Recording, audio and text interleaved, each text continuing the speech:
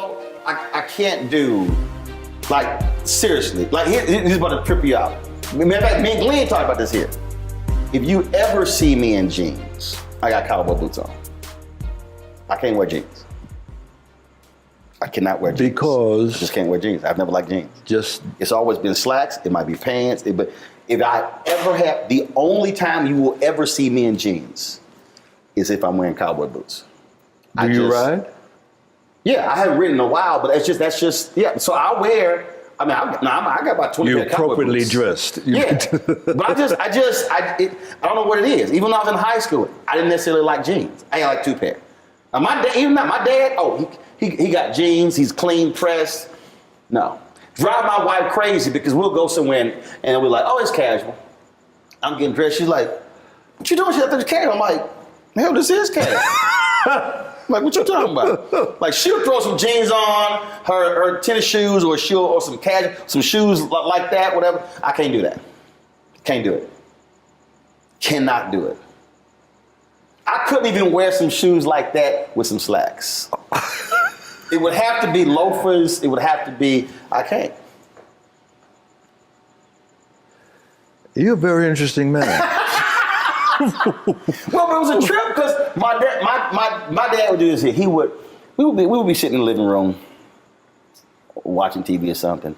All of a sudden, he'd be going to the bathroom and he's showering and he'd shaving and everything. And we're like, where he going? And he'd get dressed up. He'll put on some slacks. He'll put on some shoes, shirt, put his watch on, cologne, leave, come back. Hell, he went grocery shopping. Oh. Whoa. The idea, he wasn't putting no sweats on going. So I saw that. And so we were just, so growing up, yeah, I wore more slacks to school. We don't dress code, but it's just, I'm absolutely comfortable in a suit, slacks, dress shoes. Church would be over on Sunday. We would be cooking in it. We'd be lounging around. My mom was like, y'all gonna change clothes? No, we fine. Me and my brother. It's nothing. Yeah. Okay. That's what I'm saying. So the idea of, because see, the thing for me that's about, I love watching old photos of black folks from the 20s, 30s, 40s, who, in the case of, especially the cats in Chicago, who came from down south, they would wear them overalls all weekend, but come Friday night, Saturday night, church on Sunday, they clean. And I love looking at these old photos or videos and black folks dressed to the nines. Not the casual. So it's just something about that. Our sense of style. But you know that. That was the whole deal. That was the whole deal with Shaft. Yeah, that's Gordon Parks. That's Gordon Parks to the bone. I mean, he is singularly the most elegant man I had the pleasure of knowing. I never got a chance to meet him. Sorry? I never got a chance to meet him. Oh. But everything, I've seen the documentaries and the books, it was all. He wrote a song that, what's his name? The minister who died, Don't Misunderstand. Mm-hmm. Gordon wrote that song, and it's the epitome, encapsulation of the Shaft character. Mm-hmm. But it's all Gordon. Don't misunderstand, you are no concern of mine. But in case you're free sometime and need some time, with me sometime, I can hold your hand. I can't think of his name. O.C. Smith. He sang the song, that was the Shaft 2. Mm-hmm. And I listened to that song, wait a minute. This is Gordon Parks. and And the thing about, again, everything I've read, the documentaries, I mean, it was the style, it was the attitude, and the fact that he believed I could do whatever I want to. So, you know, the sonnets and the operas and the movies and the plays, and he's an artist, he's a photographer, he's a magazine editor, making movies. I mean, we talk about Renaissance man. Yeah, yeah. That was it. That was it. Back then, they didn't have traffic control. And that shot, when I come out of the subway,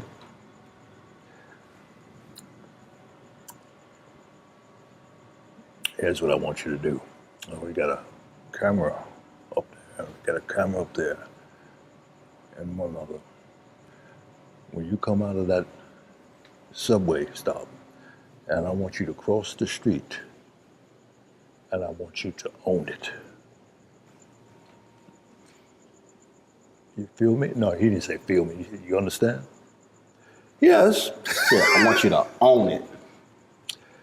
So that crossing in that Broadway, that was improvisation when that taxi cab driver honked his horn. It was all in the moment. And I'm so proud of that because he gave me the license. Probably singularly, one of the best directors I've ever worked with. And I've worked with a lot. Mm-hmm. This woman who was directed me in Cherish the Day, sister, came very close. Young girl, young woman. She was magical. And she hasn't been in the business that long. Mm. But you remember the special ones. Mm-hmm. And you never forget the a-holes. Had a few of those as well. See, what I love about, first of all, everybody, people talk about black exploitation, and we'll get to that in a second. But what I think Shaft represented, and you playing Shaft, it represented exactly what he said. Own it, meaning bring all of your authentic black manhood and don't apologize for it. Yeah. And I'm not casting any aspersions on any of Sidney Poitier's movies or anybody else. But the thing about, as I look at you in that role, I think about Harry Belafonte, as I think about Sidney Poitier, it's I'm gonna bring all of us to this thing. And America, and even a lot of black people, are uncomfortable with full, authentic black manhood. That scares a lot of black people. Because because even we get scared. Oh, hold up, that's a little, man, that's a little too much. Give me an example. Oh, I've experienced it. I think when to be an unapologetic black man scares black people because we have been so conditioned.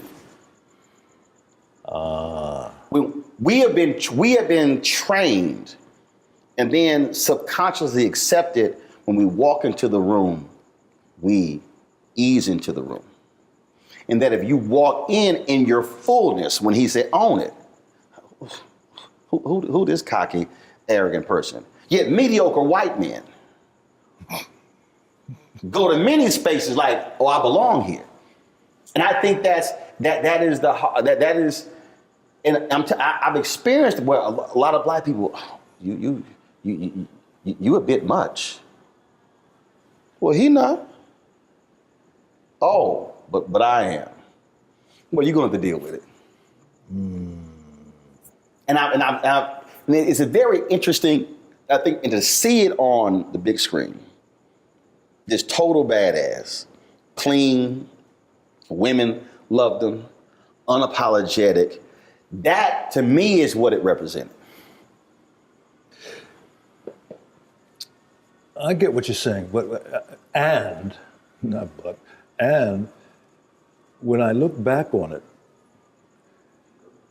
Gordon's whole persona was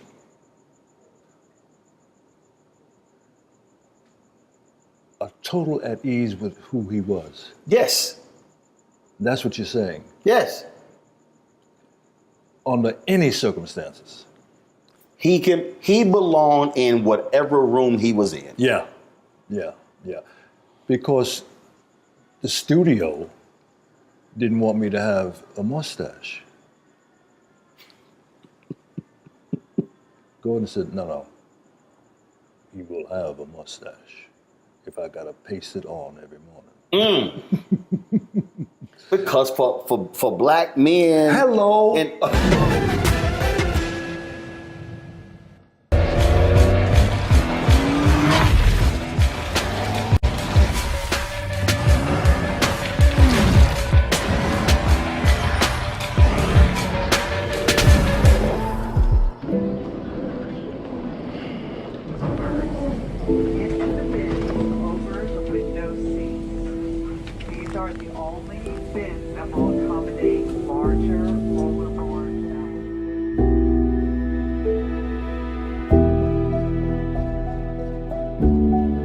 Put 10 in here? 10, and you don't come out till you die. And you eat him, you eat 10. Oh my God. So what?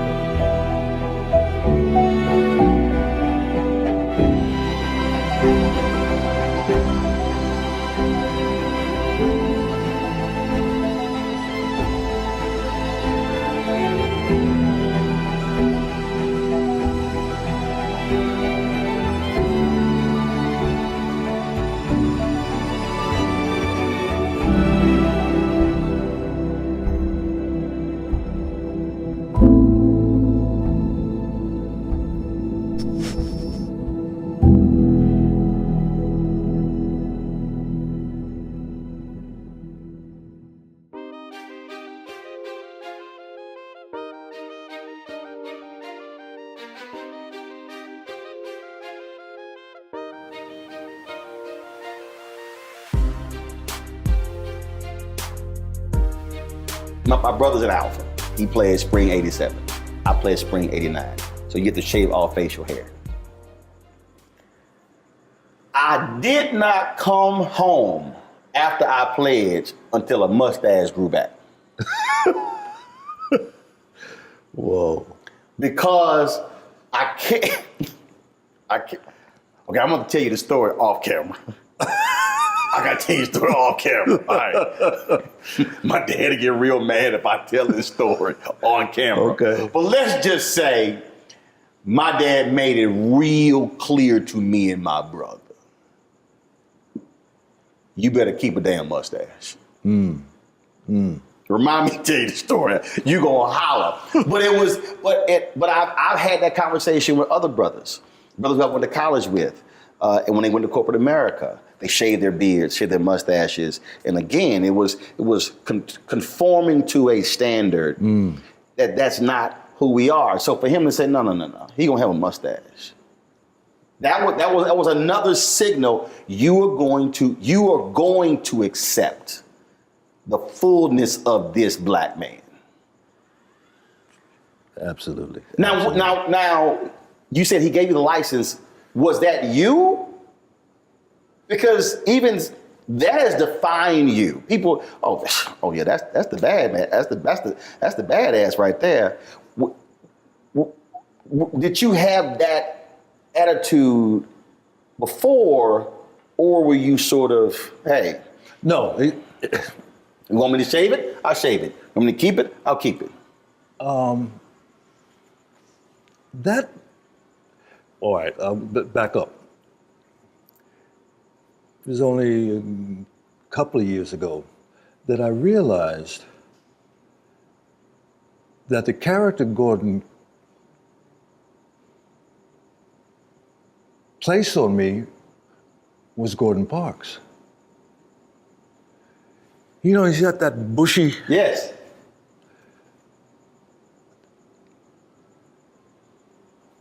It's hard for me to even separate who he is from that character that was depicted on the screen. His mannerisms. I don't know if you remember, there was a scene where I'm looking for the gang leader, the black gang leader. I'm up in Harlem and I'm knocking on doors and say, "Have you seen?" And he comes out. He did what's that old actor who always put himself in his movies? It doesn't matter. But he opens the door and got. No, I ain't seen him. He owes me back money. And I looked at that. Wait a minute. That is Shaft. You can't separate the two.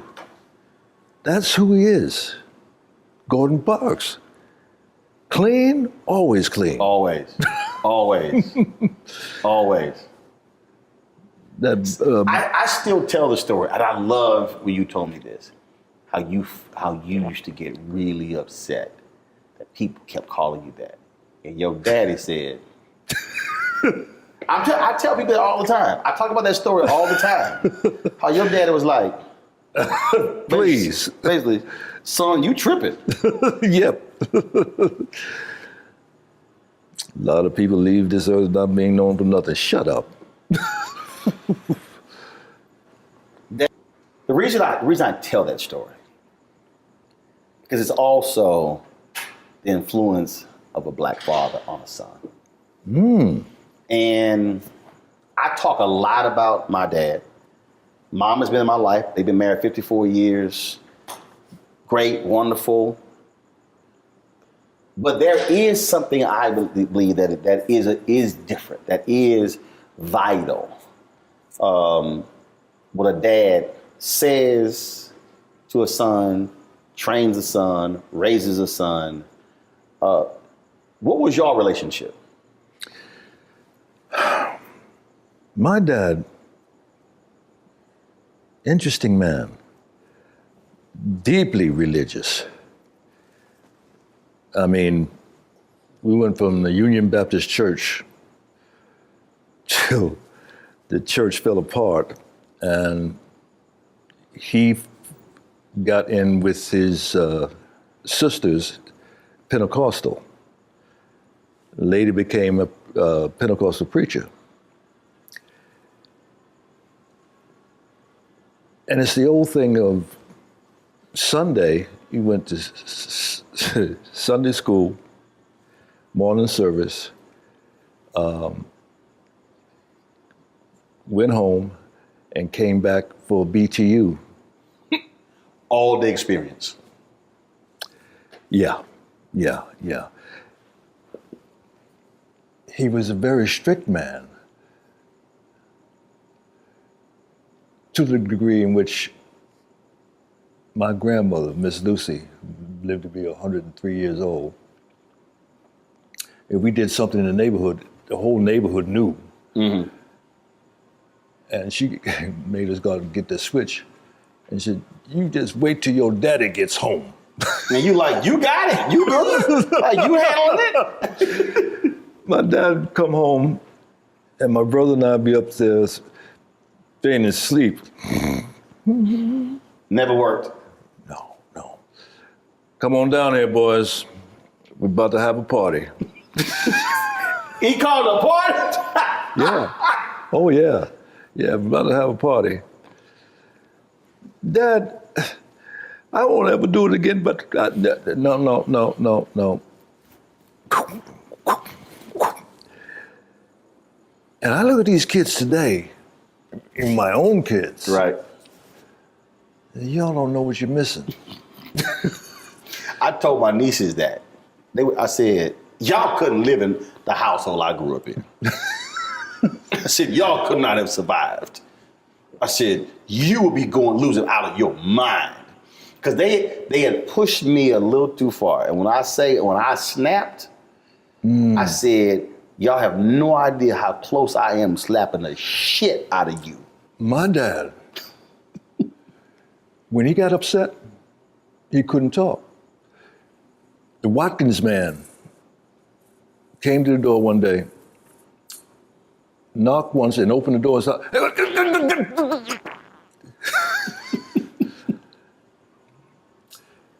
funny story. Alternate summers, we would go to my dad's home in Thomasville, Georgia, and North Carolina, my mom's home. Dad wanted us to experience going to Florida.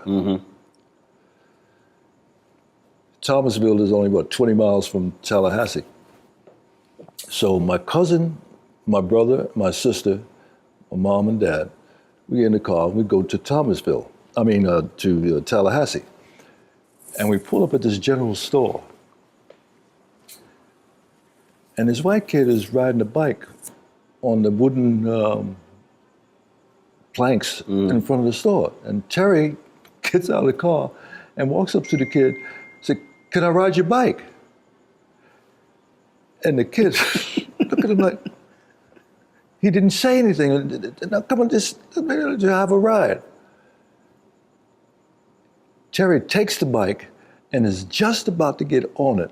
And my dad come flying out the door, grabbed up Terry, put him in the car.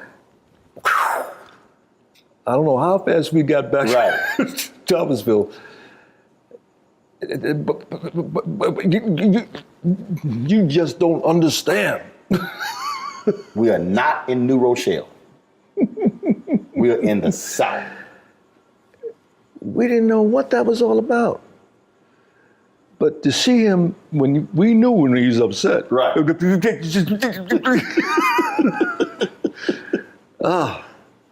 That Watkins man, he never did that again. Weekly, he would come by. Right. You remember Watkins products? I got a few weeks on you, that's why.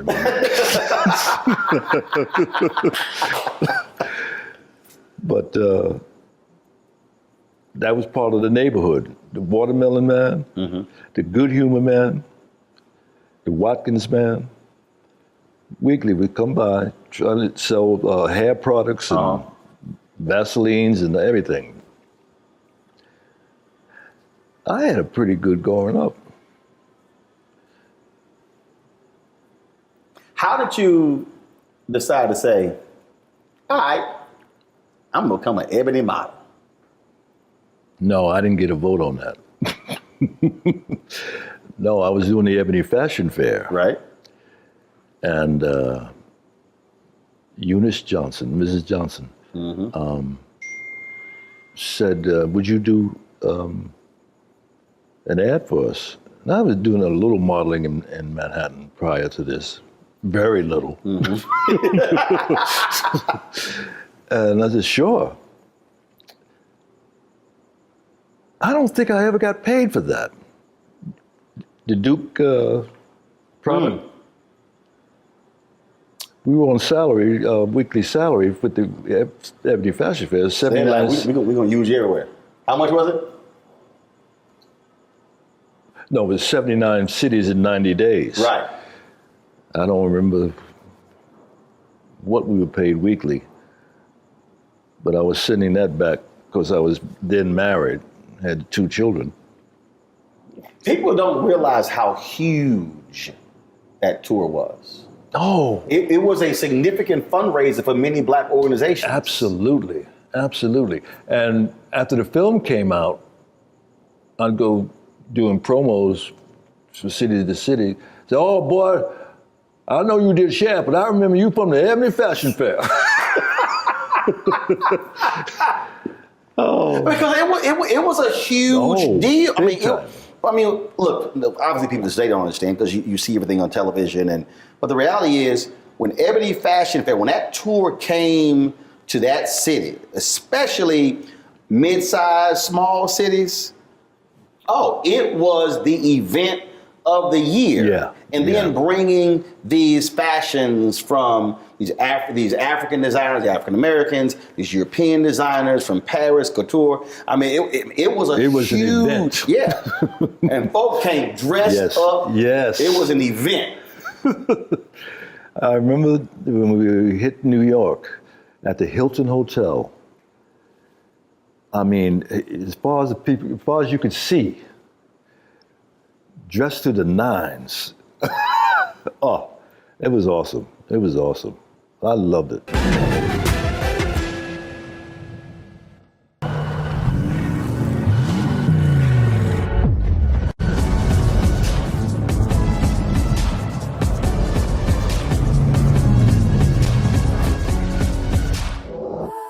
Pull up a chair, take your seat.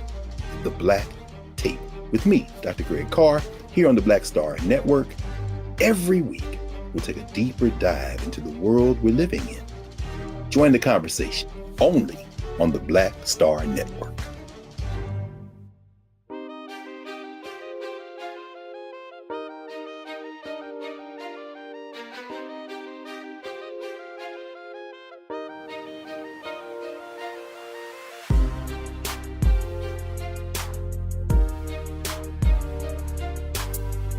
I lied to Mrs. Johnson saying that I'd done runway. We had dress rehearsal, more or less, in Gary, Indiana. Mm-hmm. And I'm watching the girls go out and they go midway and turn around and go to the end, turn around and come back. I said, I can do that. Like they're still walking. But I can't do it like they do it. Right. To this day, I don't know what I did, but when I came out, went down to the end of the ramp, the place went crazy. Oh, I like this. That was a monumental moment for me. Mm-hmm.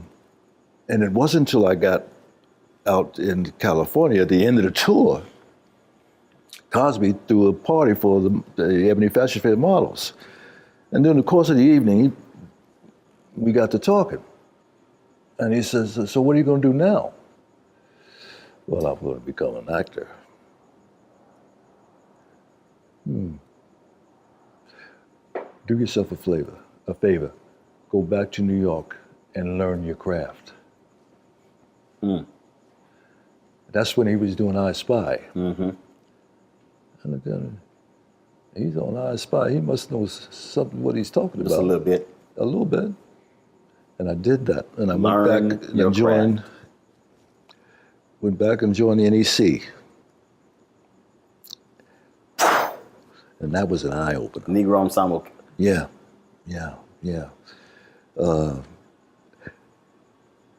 Robert Hooks. I finally got to be participant in the company. That brings another funny story. It was a 3-hour play,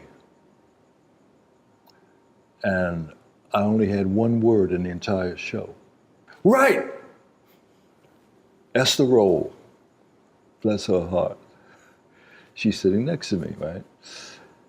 And I guess I'd zoned out, and she went, right! Just had one word. Every time I saw this woman, she said, you need a punch? I guessed it on that show once. Oh, Roundtree, you need a punch? But see, that phrase right there, I think it's the reason that is so important. Because it's crazy. Today, I literally had a conversation with a young woman, journalist. And it's interesting because I have more sisters who reach out to me for advice and counsel on their career than brothers. It's very interesting.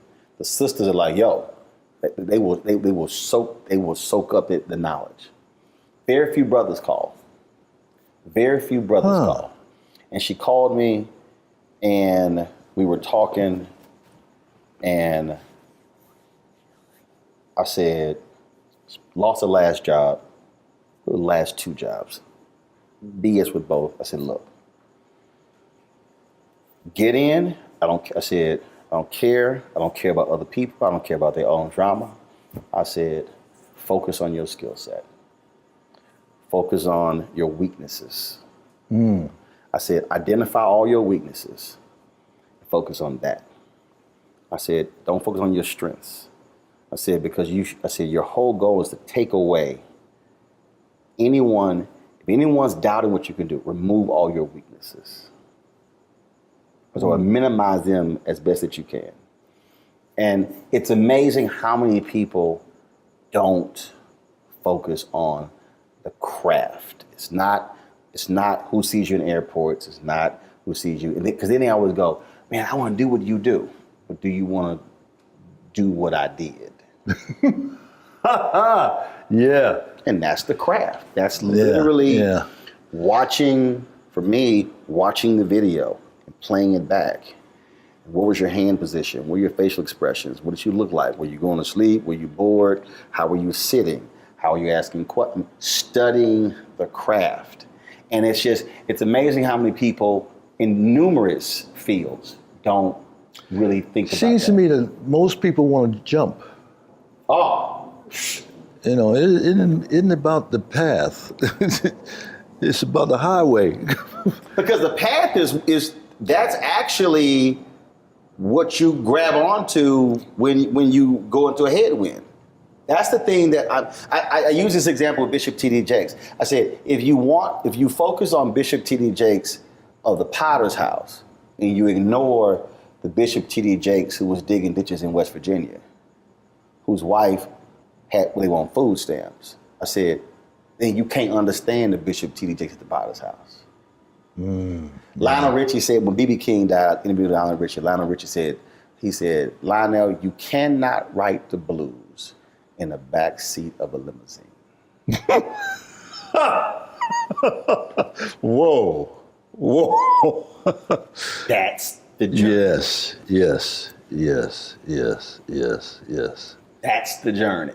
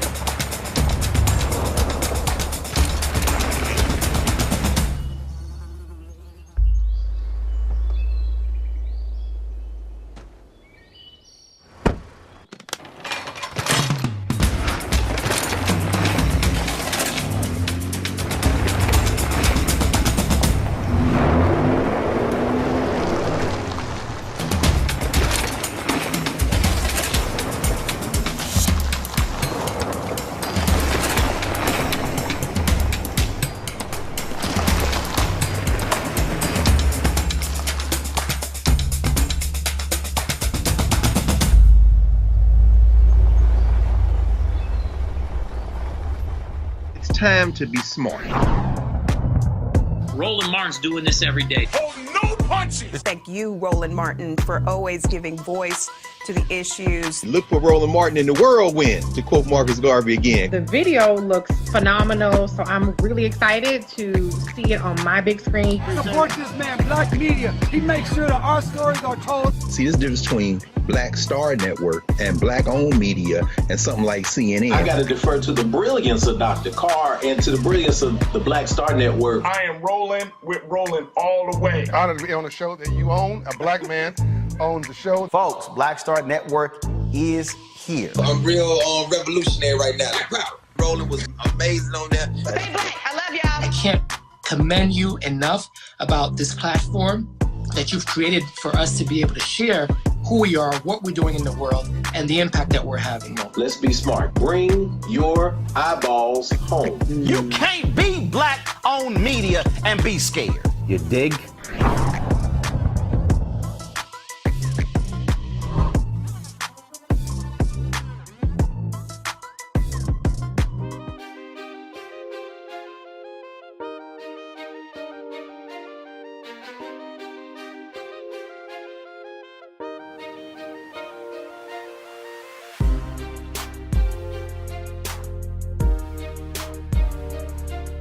Cause see, you guys, Shaft was what, 72? 71. 71. So you had been acting for how long before that? 66 or 67. That's a 4 or 5 year period of sitting with others, learning and watching. And for the people who don't understand the Negro Ensemble, just explain how crucial that was for Black talent. I got to see Denise Nichols, the brother who was in Shaft, Moses Gunn, the brother who won the Academy Award for Soldier Story. Howard Rollins. No. A Soldier Story. No. You mean Officer and Gentleman? Yeah. Not no Gossip. No. A Soldier Story. He won it for Soldier Story. He was the sergeant. Oh, he was nominated. Raspy voice. Yeah, I know. You made me feel better. No, the raspy voice. Yes. Because he didn't hit, because he did a whole bunch of, he didn't win the Academy. Adolph Caesar. Because he did, and see, even when we talk about The Journey, they had a hit, but people didn't realize all of those movies, he did the voiceovers for the trailers. Wow. All of those, a lot of the Black movies that hit, he was the voiceover guy, and that's what he did all those years until A Soldier Story hit. Wow. He was toiling. Yeah, and it was so the movie trailers, anytime you watch all them Bruce Lee films and the Kung Fu films and all of those Black movies in the 70s, early 80s, it was Adolph Caesar's voice. What a voice he had. Roscoe Lee Brown. Another voice, another great voice. Very erudite. He was. Oh. I did a film with, they used to tour together and do Shakespeare readings. Man, I can't remember. But the two of those voices, you could just visualize them on stage. Roscoe Lee Brown, I loved him to pieces. What a character. What a character. I was going somewhere with this. Negro Ensemble, how vital it was. The pros really do it. And watching them, and, that's what this is about.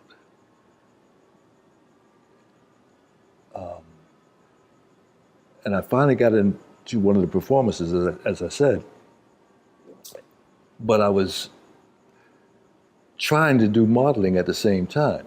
So doing breaks, I would go do go-sees, what they call go-sees, go to different photographers and show them your portfolio, yada, yada, yada. And I'm sneaking back in one night. Robert Hooks called me, hey, Roundtree, you got to make a decision. Either you want to be an actor or a model, but you can't do both.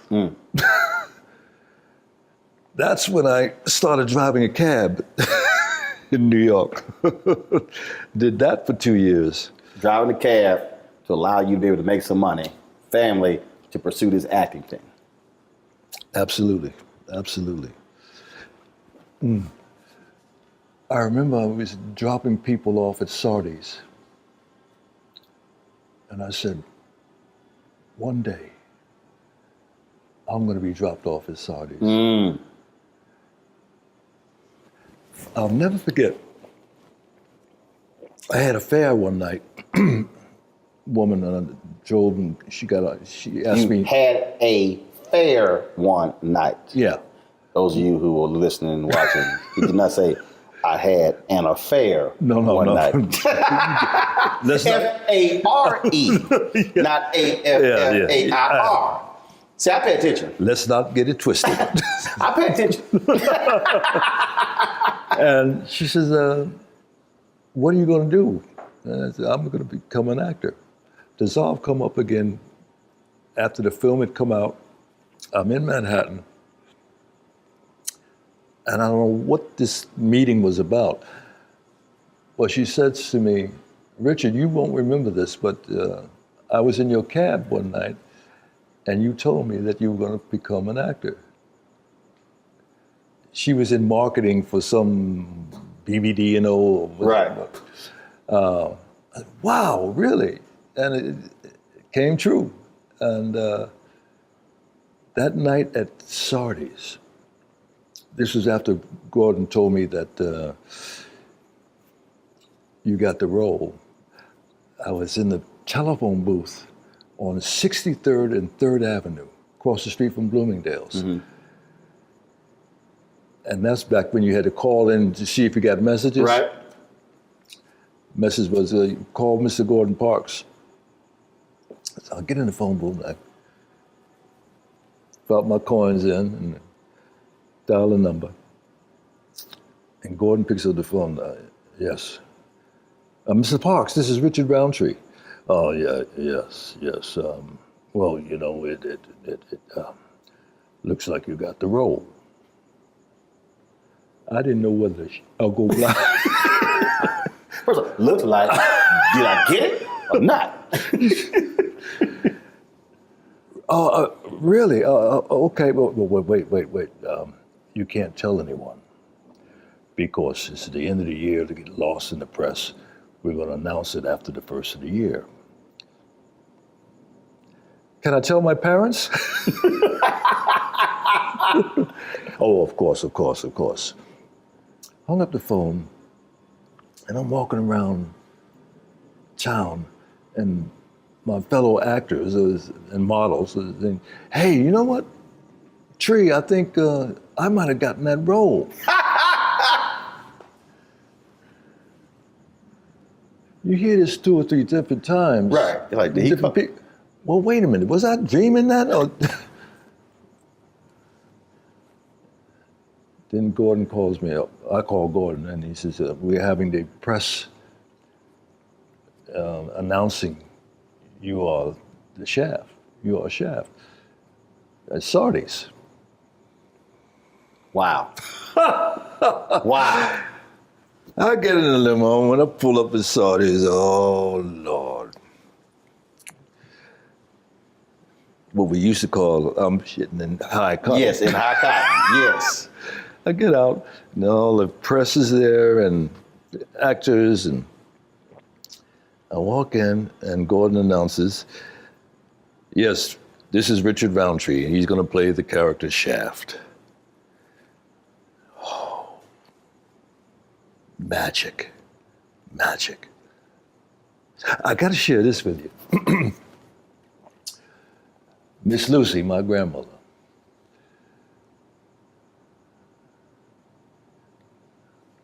and my dad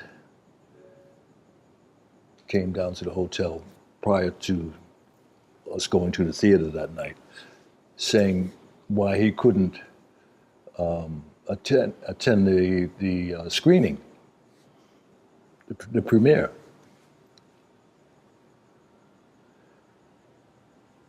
Okay.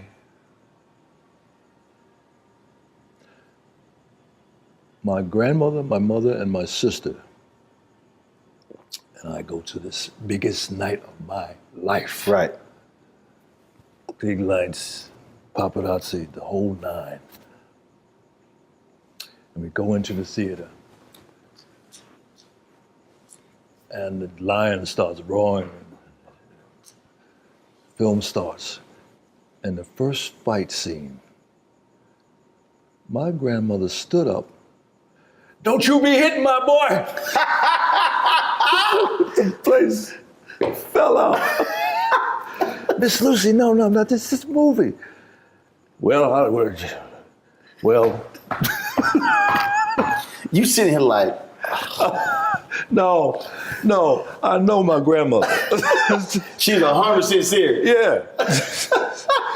She was into it. She was in church. So Dad didn't go? No. Why? because he's a very religious man. He never drank, never smoked, never cussed, and didn't go to the movies. Wow. Did he ever see the movie? Whoa. I don't think so. I did a film with Tim Reed and Daphne, Once Upon a Time When We Were Colored. Yes, amazing film. Once Upon a Time We Were Colored. Yeah. Roger Ebert said it should have been nominated for the Academy Award. Oh. No, I remember. Oh. I have the DVD. That movie, I told T.D. Jakes about that. No, he was in the audience when I acknowledged the fact that one of the great moments in my life. Let me back up. My dad was out here visiting me one summer, and I sat him down and said, "Dad, I want you to see something." And he sat there, and I'm sitting here. And when the film ended, well done. Ooh, I still get chills. Roland, that was a moment. First time he ever said anything about what I was doing. I've been all over the world. People. But that moment, oh! Johnny Roundtree said, well done.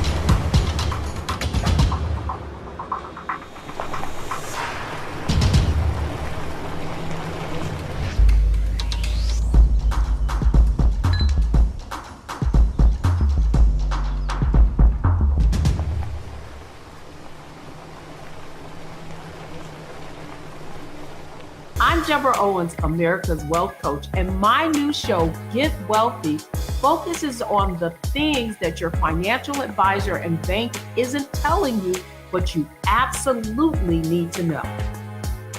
So watch Get Wealthy on the Black Star Network.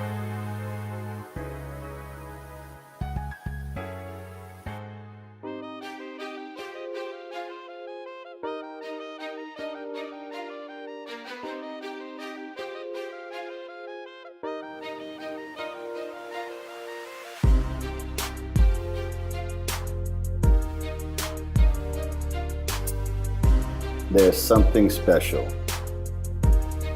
when the folks who birth you get to see the fruits of their labor. And not just see your work, but also to see how others respond to the work.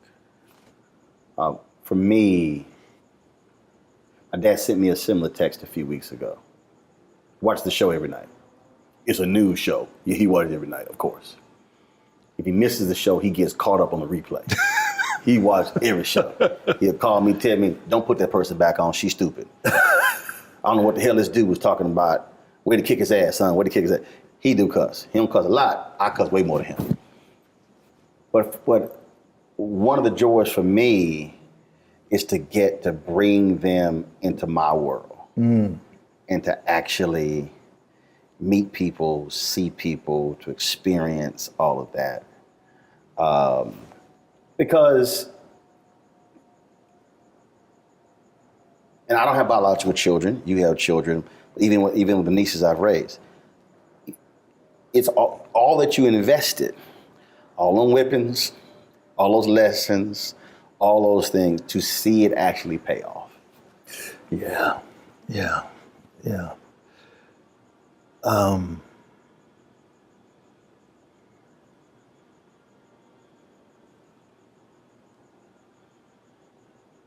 I can't say that I've experienced that with my children. To my dismay.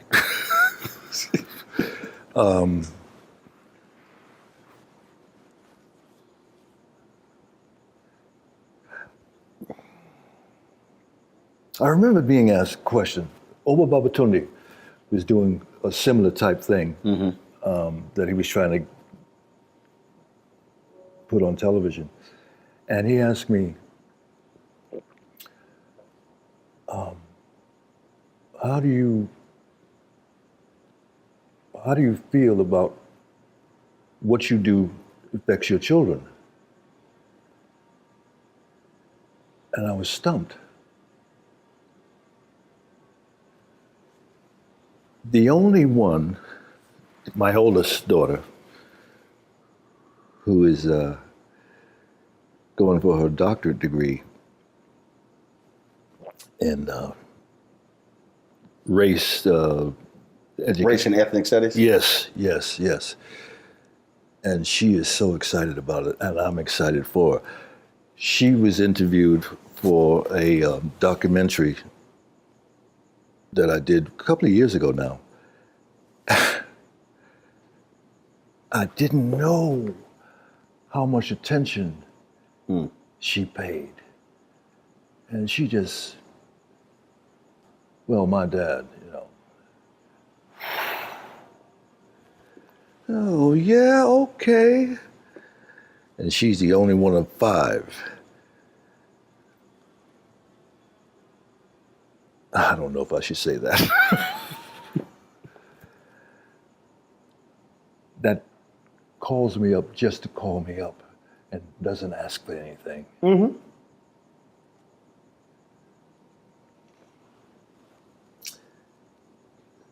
Can you tell I'm a little pissed off? Just a little bit. No, but look, it is a. See, for me, and many others have said that. Talk about that relationship, that experience. So we live 8 blocks from my maternal grandparents. So I was with my grandmother, grandfather every day, almost first 15 years of my life till my grandfather passed. So the Catholic church we grew up in was founded in their living room. Nearly all our family went there. Every Sunday, it was 30, 40, 50, 60 people. Was it what? It was 30, 40, 50, 60 people at their house. I mean, because they had 8 children, 42 grandkids, like 70, 80 great-grandkids, like 120 great-great. I mean, just a huge family. So family matters. And when I talk to people, like, it's amazing when I talk to folks and they say, yeah, I haven't seen my brother in 12 years. I haven't talked to so-and-so. That's foreign to me because of how we were raised. Right. And it's like if I go 3 months, like, hold on, what's going on? So my schedule gets crazy. So now, because I can, and they're retired, I'm like, all right, I fly out of Virginia. They were with me for 7 weeks. No reason at all. They came 3 weeks. They still work elections. So they were like, look, we gotta go back and work an election. So flew back to work the election, came back for like another 4 weeks. And just hanging. No one in particular, just at the house, chilling. Dad would cook every day. Mom, she was doing her stuff. And he just going places, watching TV, just being around, hanging around. And just, And other people, and it's interesting. It's very interesting. I talk to other people, and they're like, "Oh, I talk to my mom and my dad. Oh, they have these long conversations. I don't have those. I just call, yo, what y'all doing? We just talk whatever. But even when I bring, it's just like, yo, it's just being present. It's just being here. We don't have to do something. We don't have to go anywhere. It's like people are like, what are y'all doing? We chill in the house. Well, you know just what? enjoying each other's company. I have to point the finger here for some of that. My upbringing, we weren't physically demonstrative at all. And I always made it a point to be the opposite when I'm present, physically even present. That's right. My dad would call me up a day or two after his birthday. Say, hey, son, how you doing? You forget something? Oh, Dad, I'm sorry. Yeah. It's all right, it's all right. Dissolve, come up, present day. The only time I hear from my kids is when they need something. And it's me also not reaching out my end of the bargain. It's very true. So because as parents, I get it. As parents, you look, you're supposed to call me. But see, and again, if I go a certain period of time, my dad will call. Son, what you doing? I'm sitting in here. Okay, all right. How the weather? What you working on? That sort of thing like that. Because I will get busy or whatever. We text a lot. We have a group family chat, and we have a group me on my whole family. We communicate constantly. Funny stories. We went here, posted photos here, and it's great because you're in tune with everybody. So I have 3 sisters, 1 brother, and then I have 9 nieces. 3 nephews. Then my wife's sister has a brother. My wife's sister has a son. So it's 12 kids. So 12 kids plus us 5 plus parents.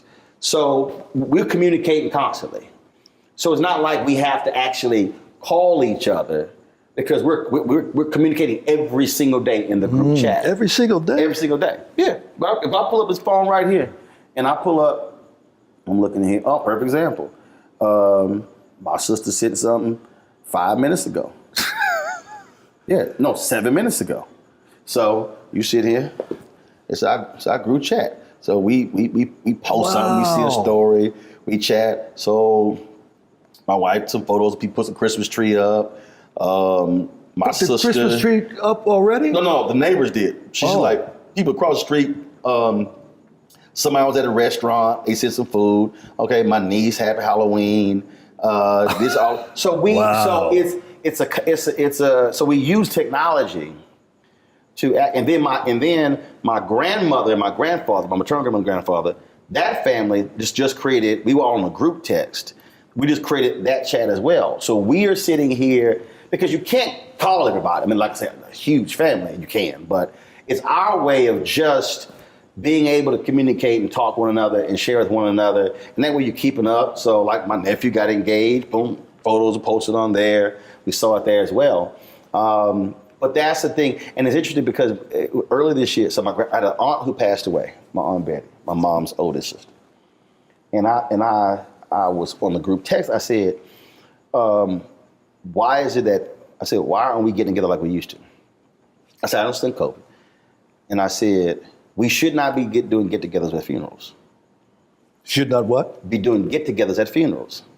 I said, because when somebody dies, if you have no memories to discuss because you never got together, shame on those who are here. And they were like, well, there's an annual event they have at the Catholic Church we grew up in where they celebrate the founders. I said, that's March. Why? I said, can y'all tell me why we gonna wait 9 months? I said, why are we waiting 9 months to get together? And as I'm saying this, my aunt, the second oldest sister, she dies within 6 weeks. So we go back for the funeral. And so I just told y'all, because at the end, one of my cousins, she died at 50. So we've lost 2 aunts and a cousin in the span of, in the span of like 4 months. I said, y'all, don't wait for March. So we're doing a Thanksgiving. I said, y'all, we literally grew up seeing each other every weekend. I have no memory of spending the night at a non-family member's house. I had too many cousins. I literally didn't have friends growing up. Wasn't no room. You invite no friend to the house for dinner. It's 42 cousins. Ain't no room. So, and so I said, y'all, why are we waiting? And I think what COVID has done, I think COVID has taught a lot of people why doing get-togethers are important. Why just I haven't done it in a while, but when I used to come out to LA, I would do these dinner parties, and it was just I said, y'all, I can't eat lunch with everybody. I can't eat breakfast or dinner, so let's just do a dinner party. And if you're in town, you're in town. Wasn't no dress code. You want to come dressed, you want to wear jeans, you want to wear shorts, it don't matter. They were like, well, I said, It was all by text message. It was literally, yo, I'll be there next week. We're going to meet at so-and-so's crib. You can make it. And then it'll be 60, 70, 80 people. And I call them. 60, 70, 80 people? Yes. You got to understand, I told you. That ain't nothing for me. We could cook for 60, 70, 80. Because that was an every weekend get together with my family. So that's like, seriously, nothing. I had a party at my house, and they were like, how many people you invited? I said, man, about 100. They were like, oh my God, 100. I was like, y'all, that ain't a lot of people. You're like, well, how you cook for 100? I was like, easy. Big ass pot of gumbo, big ass pot of crawfish etouffee. I'm like, what's it? Because that's literally how I grew up. But it was the point of fellowship, seeing each other, having fun, for no reason at all. Didn't have to be somebody's birthday or holiday. Richard ain't lying. This is how I would start. It's Tuesday night, school night. And again, we live 8 streets down from my grandparents. Somebody might drop by my grandparents' house, see them. And they come by our house. All right, come in. The phone ring. Hey, what y'all doing? Oh, we're just sitting there talking to Lurdy, my aunt's, my mama's sister who just passed. Oh, really? Okay. What y'all? I'm gonna swing on by. All right, so they come on by. Then all of a sudden, they might call somebody. Yeah, I'm about to swing by Uncle Reginald and Auntie Melda's house. Oh, really? What y'all doing? Oh. Well, wow. Next thing you know, 8 people, 12 people, it's 15 people. Then, well, hell, we hungry. So, mama go cook something. Dad might be behind the bar playing music. We got school the next day. Man, this thing done turned into a family get-together. It's 20, 25 people on a Tuesday night.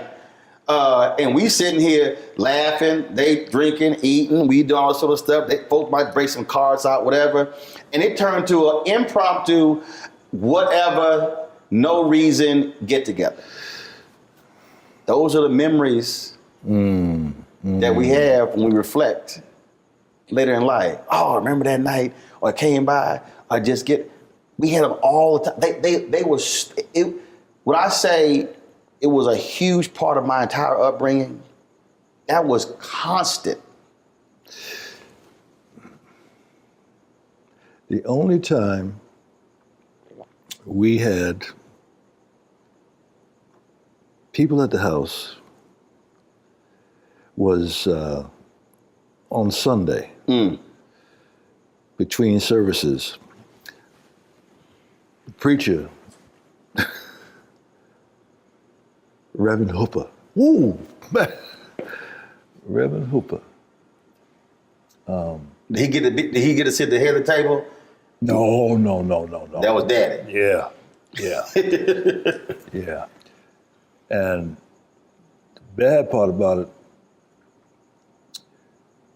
with either my dad or Reverend Hooper would say blessing. And we looking at the food. And you like, I should have eaten a snack before this prayer. Yes. Oh. that went on, and we'd have my cousins there because my dad was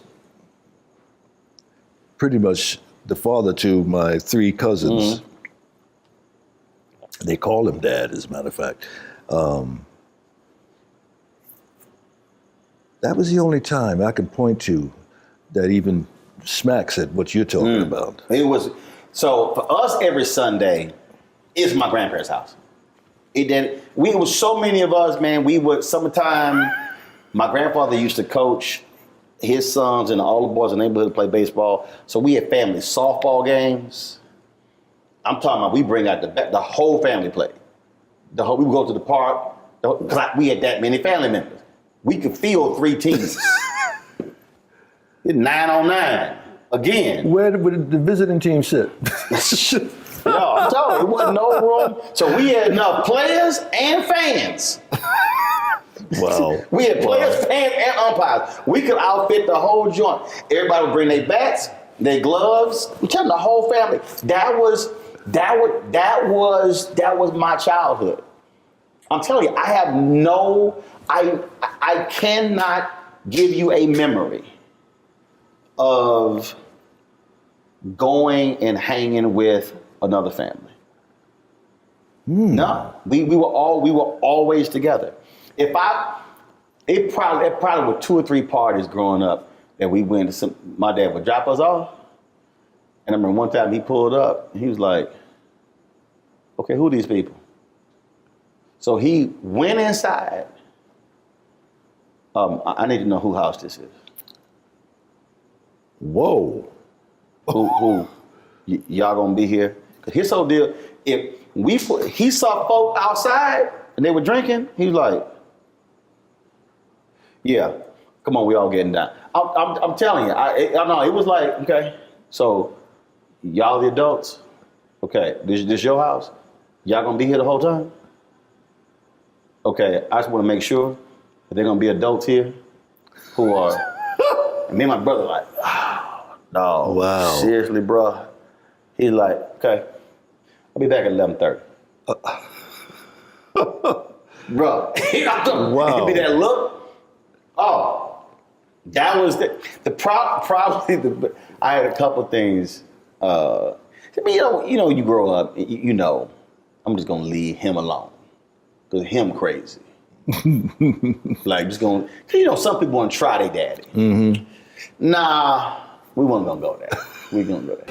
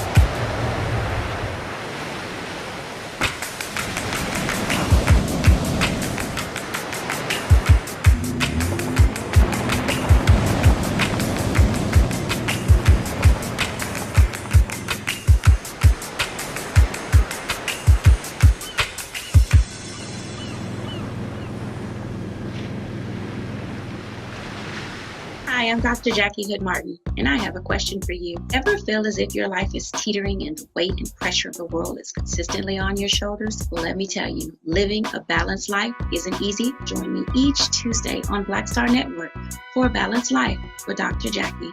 We'll laugh together, cry together, pull ourselves together, and cheer each other on. So join me for new shows each Tuesday on Black Star Network, A Balanced Life with Dr. Jackie.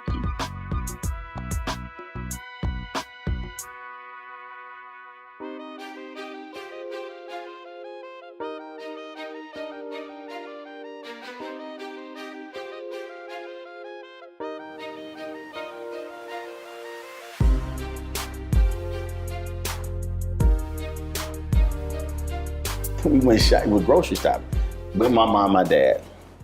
And it was a Walgreens next door. So I was coming back, I hear these two white men say, let's go get that nigga. Said what? Let's go get that nigga. And I hear it very clearly. I was like, oh shit. I run to the store. So I run to the store. And I tell my dad, my dad's like, let's go. Now mind you, my dad was not a hothead, wasn't getting into fights, but if you mess with his family, like, let's go. Mom was like, Reginald, what you doing? Woman!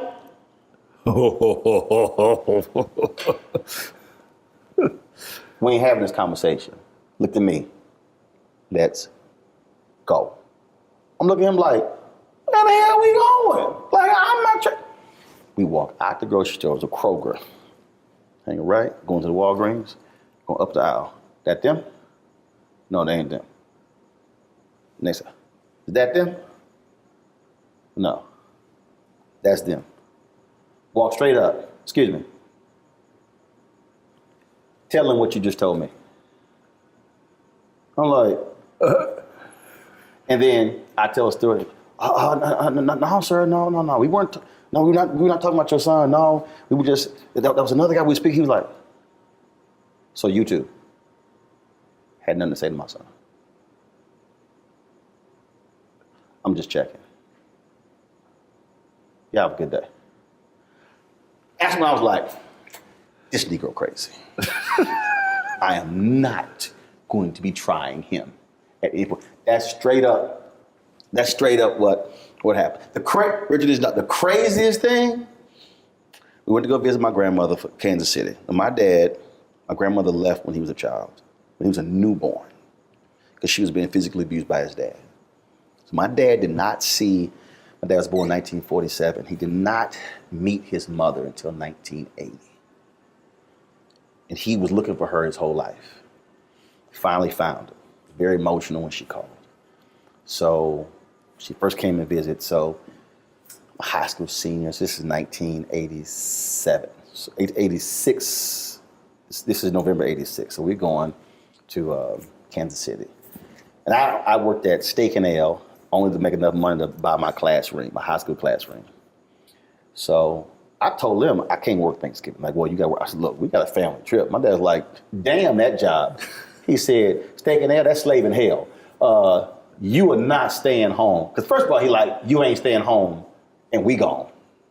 You come to I'm going to Kansas City. So I came back with no job. They said, you fired.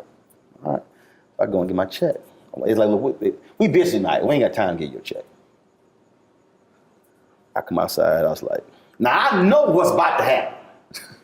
I was like, I knock on the window. They ain't giving me their check. Cars running. Shit. Car, window up. He got his boots on, and he got his jeans on, and he got his cowboy hat. Man, we walk in there. We walk up to the, you the manager? No. I'm just the hostess. You want the manager? I go get the manager. He's like, go get the manager. Dang. So, manager comes up. He comes up like bouncing. So how can I help you? He got his hat. He's twisting it slowly with the brim. I understand y'all not gonna give my son his check.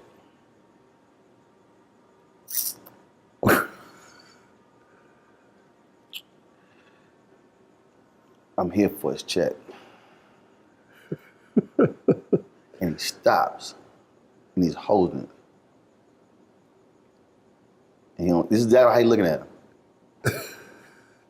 Guy's like, I'll be right back. So he runs into the office, gets the check. He comes out, sir, here you go. He goes, hand it to him. He wouldn't take it. Made him hand it to me. He was like, thank you. Walked out. He's a bad man. He's a bad man. I'm gonna give you one more, Rich. I'm telling you. I had a flashback. Go to Popeyes. The manager, this dude, was rude as hell to my mama. Rude. My mama came home and talked like that. And then we probably, look, we could have bought stock in Popeyes, the amount of money we spent at that Popeyes. My dad was like, he did what? So the next day, my dad got dressed and went to that Popeyes and walked in. He was like, you the manager? Yesterday, my wife came in here and bought some food, sat down, and ate that 3-piece in an hour. Staring at homeboy the whole time. I told you he crazy. Whoa. I said, I'm gonna leave that Negro alone. I'm gonna leave that one alone. Bad man. Yeah. Yeah. That's where I grew up. Just the look in your eyes when you, damn. Woo. How you think I felt like, yeah, we ain't messing with him. We could joke with my mama. We be playing and stuff. We be having fun joking with my mama. We could play my dad for about 15 minutes. He like, all right, we through playing. Oh shit, all right, guess we gonna go ahead and play with mama. Yes, sir. We done with him. Yes, bro. sir. That was, dude, it is, that's why I'm saying it is something different, which is why for me, raising my nieces, that's so important. That figure, that male figure, what they represent, what they give to you, what they invest in you, is so important. Yeah. It's so important. That's what I'm missing. I'm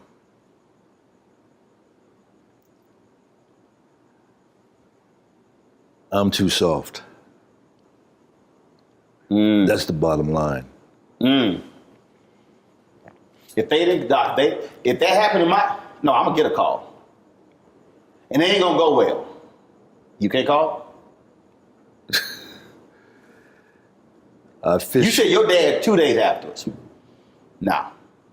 Birthday's at 12:01. If my ass does not call between 12:01 a.m. and 11:59 p.m., there will not be waiting 24, 48 hours. You gonna hear. Matter of fact, I'm gonna hear a week before. You coming home? Wow. Oh yeah. Because his mother left when he was newborn. Dad was murdered when he was 9 by his second wife. So family is huge for my dad. And so then with my mother, all the family being all around, family is huge for us. It's huge. It's huge. And nothing gets in the way. And that all emanates from him. Both of them. But really for him, because of what he didn't have.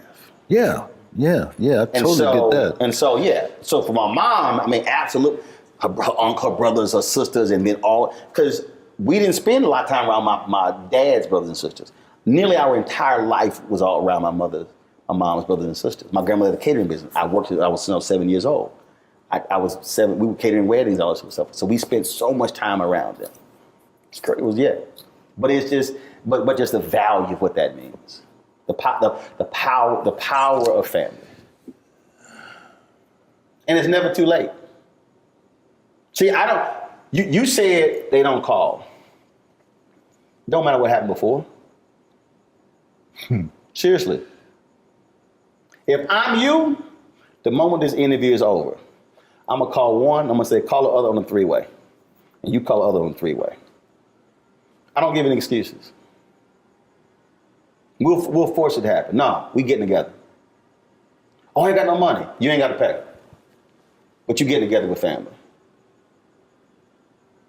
Because time is finite. They got kids? Yeah, I've got 2 grands from my younger of the first marriage. How often do you see them? I haven't seen my grandkids. Well, one came out here last year before the pandemic. Right. And I haven't seen my youngest daughter, and she lives in Venice. Oh, hell no. You got an address? No. See? I'll be at the house. I would. Oh, I don't question. I'm not questioning. I'll be like, yo, you got her address? Text it to me. Then I'll show up at the house. Hey, girl. It's a whole different deal. You know how the cousin got mad at me because she's like, you slapped your mama on the butt? I'm like, yeah. I come home like, what up, woman? You got to be lying. No, I do. Oh my goodness. No, I am straight up. Cause guess what? I saw my grandfather slap my grandma on the butt. I saw my dad slap my mom on the butt. I do the exact same thing to my wife. I come home, hey woman. Roland, you crazy. Of course I am. Everybody in my family know I'm. It's all love. If I didn't do that, she probably think I'm sick. She's like, boy, you crazy. I'll give her a noogie. I haven't heard that word yet. I do. So my mom's short. I'm like, come here, woman. Oh yeah. You come to my family gathering, you gonna be like, I see this whole family. Because we absolutely enjoy being around each other. Yeah. Even when people act stupid. Even when people act stupid, we do that. It's such a difference. There's two sides of my family. My mother's side, crazy. My dad's side, they're all preachers. Right. Very religious. But I enjoyed being around my mother's family. I mean, because y'all had fun. Johnny B. He claimed, I don't know if it's true or not, that he played guitar with Basie back in the day. Mm-hmm. They're all World War II veterans. My Uncle Elmo, Johnny B.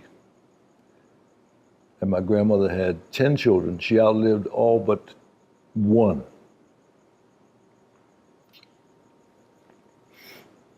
Johnny B. loved the juice. And he was over to dinner at our house one night with his girlfriend. And they both kind of in the bag. And my brother, mischievous as he was, he loosened the cap on the salt. And she took the salt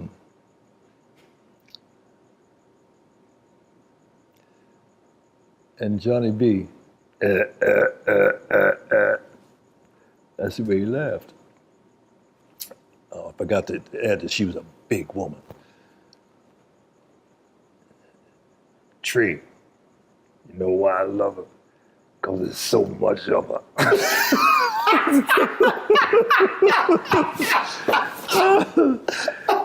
Oh, he was a mess. He was a mess.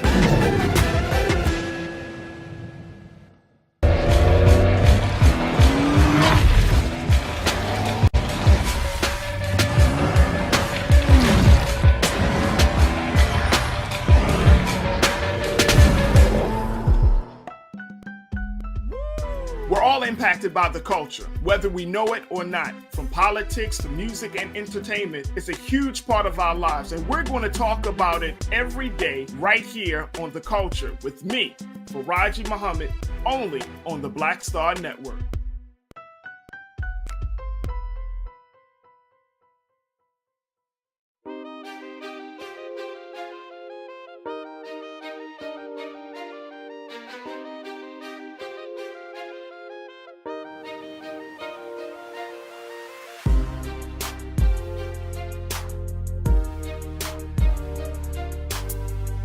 when we moved uptown, so to speak, at New Rochelle, I was in high school at this point, but I always kept liquor in the house, right?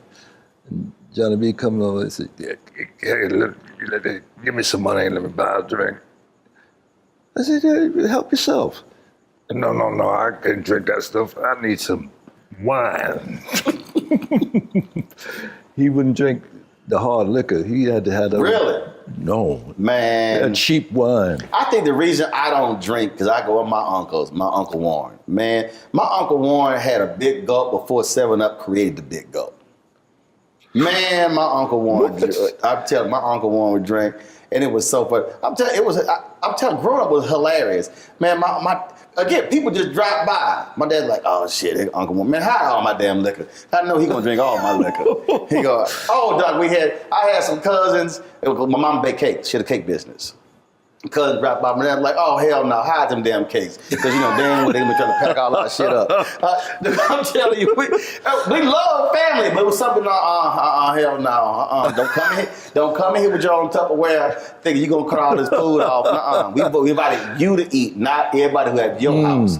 Dude, I'm telling you, when we get together, man, and start, because everybody know, and see, I remember everything. Oh, we tell all stories. You just because you see, look at you. I remember, dude, that I'll be bringing. I'm like, how your ass remember that? I was like, easy. That's why I never drank in my life. I said, ain't nothing affected my brain cells.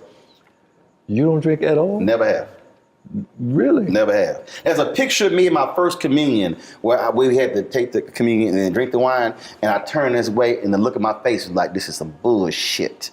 The photo, if you see that photo, you be like, yeah, you were pissed. I hate it. Yeah, I've never drank in my life. Never. So they use actual wine? Yeah. Yeah, I was ticked. I've never desired. My dad tried to give me some non-alcoholic beer. I said no. I was like, nah. Him and my brother, they sit there, get the glasses, they drink. I'm like, y'all, look, people give me so much liquor. Man, my dad loves to visit. He come in, he like, oh, you got the good stuff. And I got like bottles of champagne. I got, he and my mama love visiting. They be drinking champagne every day. Because people give me so much. I don't know why people give me alcohol. I'm like, give me some Pro V1s. Okay, I play golf. I can't do a damn thing with this alcohol. Oh, my dad, my brother love people handing me alcohol. Because it goes right to them. I don't do nothing with it. I don't do nothing with it. See, I can sit and talk to you, Richard, all day. I'm talking about this crap. I got to ask you this question here. We had the grape juice. I mean, not grape juice. Yeah, grape juice. Right. No, the dead wine. Dead wine. No. Catholics believe in alcohol. When they say Jesus drank from the cup, pass me the wine. I was an altar boy. I had to fill up the shallot. There was wine in there. They would keep it in the refrigerator in the priest's house. We had to go get it out of the refrigerator, put it in the cup. Yeah, that was real wine. Yeah, no grape juice. No, it didn't exist. Didn't exist. I'm gonna ask you two questions. Who would you really love to do something with today, a project? Somebody you haven't worked with, who would you love to do something with?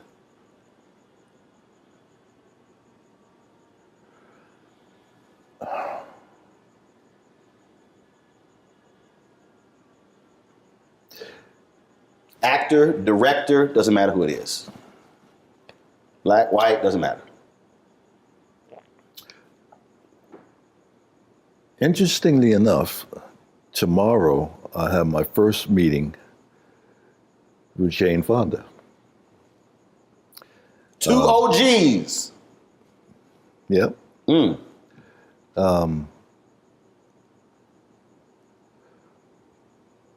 But looking back, most of the people are not even here anymore.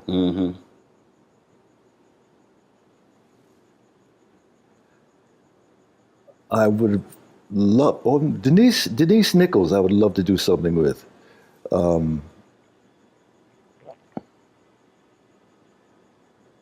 This movie that's out right now, I haven't seen it, The Harder They Fall. All the characters, there's a character in there, Jim Beckworth, who discovered Beckworth Pass up in Sierra Nevada. I've always wanted to do that character. And I was so excited to hear that he is one of the characters in the Holiday Fall.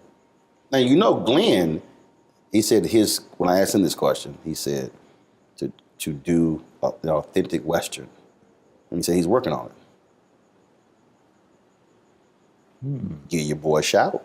Give your boy a shout. Yeah. Yeah. He's working. He is one of my heroes. I mean, there's nothing he can't do.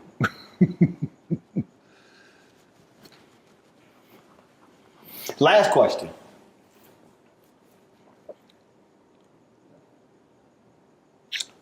A 100 years from now. 100 years from now. Young person. It's coming across YouTube. They're streaming something. They might see you in Shaft. They might see you on Rock. They might see you Lincoln Heights. They might see you in anything. And if that kid says, who is this Richard Roundtree guy? And they could Google it, but that's really somebody else saying something. What do you want that kid, because they will come across your work 100 years from now. What do you want that person to know who Richard Roundtree was?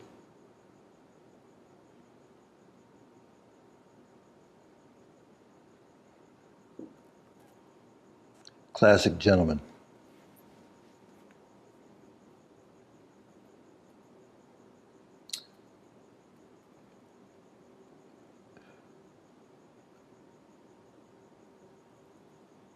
The people that I most admire have those two attributes: class and an excellent gentleman.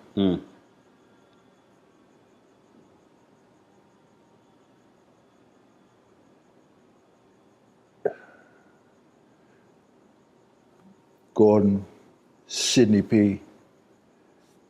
There's a innate classiness that you immediately hone in on. I'd be proud of that if I had a piece of that. Absolutely. Well, I've been wanting to do this for a long time. We've talked about it. I'm glad that we got I love sneaking up on you when you. Do you remember that? Yes. I remember that. It was a red carpet. I remember the Icon Man when we had a conversation about, and I had to give y'all this actually happened. I had to give you some advice. Remember, there was a woman you were interested in, but you were a wee bit. You said she was intimidating, and I said, Richard, is she all that? You were like, yes. I said, go for that. Oh, I remember. That was in Atlanta. It was Icon Man here in LA. Remember that dinner? They had us all at the different tables, and they grouped us, and then they said, okay, now it's conversation time. Oh. And then we were talking about, and I was like, hold up. You Shap. I said, he was like, you like, nah, but no, this is a strong sister.